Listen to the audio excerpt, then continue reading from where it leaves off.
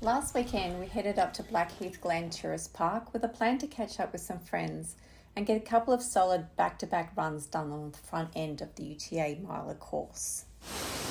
It was already raining when we arrived, so instead of pushing through a wet weekend of camping, we made a last-minute call to upgrade to a cabin, which turned out to be a very good decision because the rain didn't let up all weekend. I definitely picked the wrong weekend for a camping trip.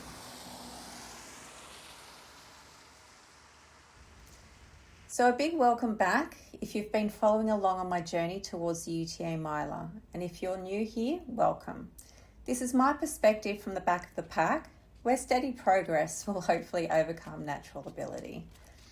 Over the countdown to race day, I'll be training on the course itself, breaking it into sections, learning the trails, and picking up on all those small details you only notice when you're out here week after week. Day one started with a walk from the caravan park out to the Govetts Leap lookout, which marks the official start of the UTA Miler course. I have shown you this section before, however we didn't do the exact course as we headed back to the caravan park by heading back to Govetts Leap via Evans Lookout.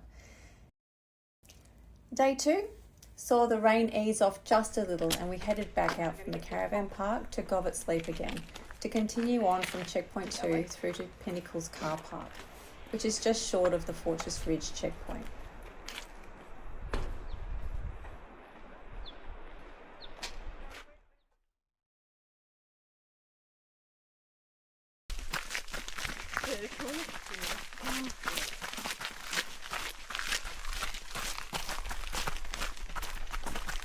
We headed from Govetts Leap along the Pulpit Rock track, which had some magic views of the escarpment on the other side of the canyon.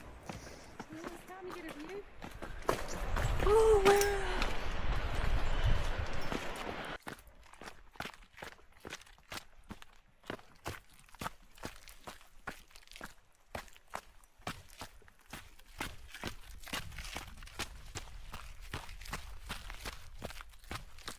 We then followed the track past the Allview Escape property, which is the start line for the Hounslow Classic, and popped out onto Twin Falls Road and carried on down to Hat Hill Road towards Perry's Lookdown Road. This is an easy 4-kilometre section of road which takes us to the Perry's Lookdown car park and the top of Perry's track, which is 2.5 kilometres of gnarly, uneven downhill stairs, which seems to go on forever.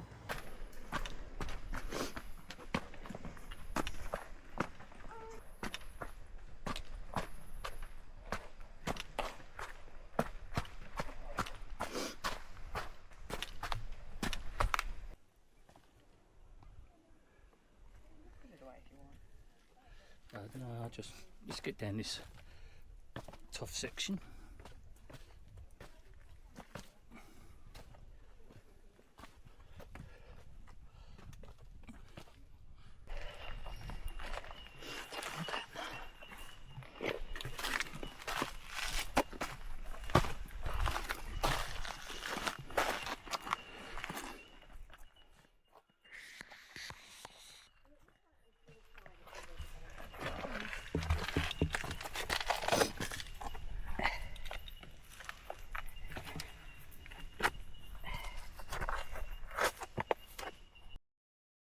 And at the bottom of the track, we are met with Govetts Creek and the Gross River.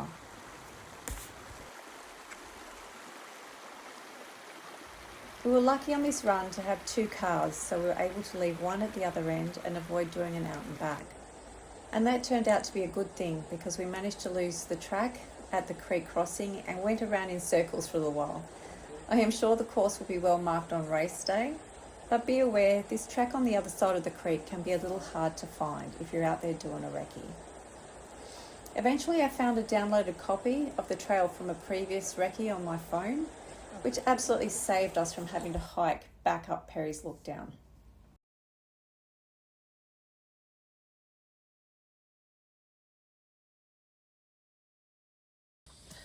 The climb after the creek crossing, heading up toward Defore Head, has to be one of the hardest sections of the entire course. If you can get this section right, the rest will feel easier. Well, maybe not easy, but you'll know exactly what I mean once you're out there.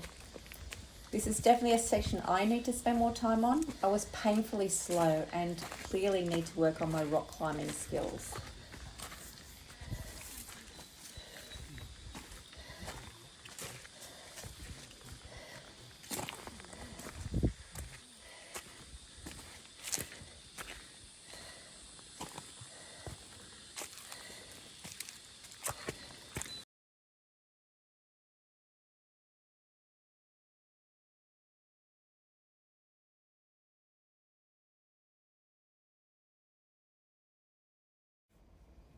Okay, so this section from Shortridge Pass up onto the Lockleys Pylon track and through to Pinnacles Car Park is honestly just rude.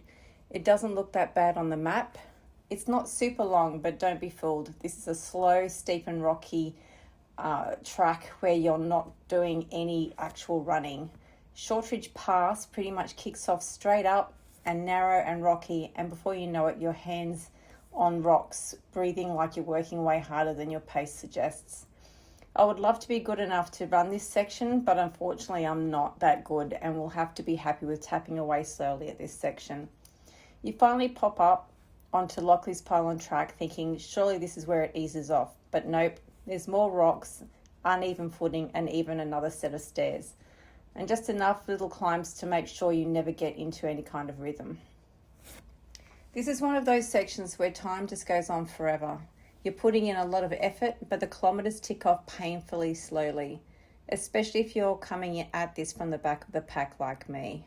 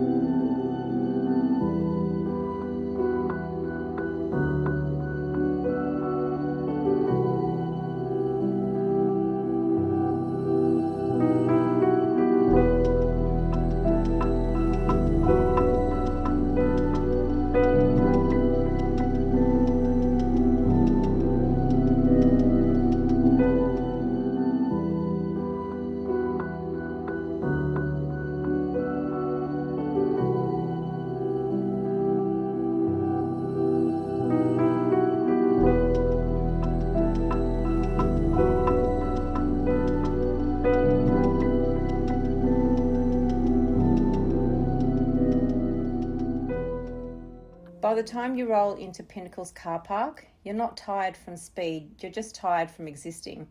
This section just quietly drains your legs, your energy and your soul. For me, this isn't about running it well, it's about surviving it. Staying upright, staying patient and accepting that this is basically a hike, a climb and a mental workout rolled into one. I definitely need more practice here. My rock climbing skills are questionable. If you can get through this section feeling okay, you're doing something right. We have 3 hours to get from Perry's Look Down Car Park to Fortress Ridge Checkpoint, which is only 11.2 kilometres, but it looks like I'll be using every minute of that 3-hour cutoff to get this done.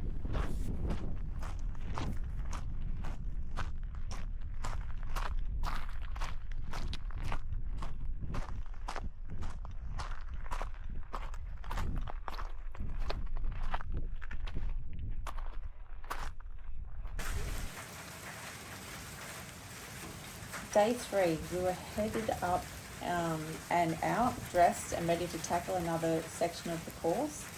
But as we were heading out to start from the Fortress Ridge trailhead, the rain absolutely bucketed down, too heavy to even leave the comfort of the car. So instead we pivoted, we headed into Lura for breakfast, we rejigged the plan, knocked out a 45-minute workout at the local Anytime Fitness, and followed it up with lunch at the Hydro Majestic Hotel, which also happens, by the way, to be a checkpoint on the Miler course at the 48.3 kilometre mark. We were lucky enough to get a really interesting rundown of the hotel's history from the lobby manager, which was a pretty cool way to wrap up the weekend. Anyway, goodbye from me today, and hopefully we'll see you on the next video. Bye.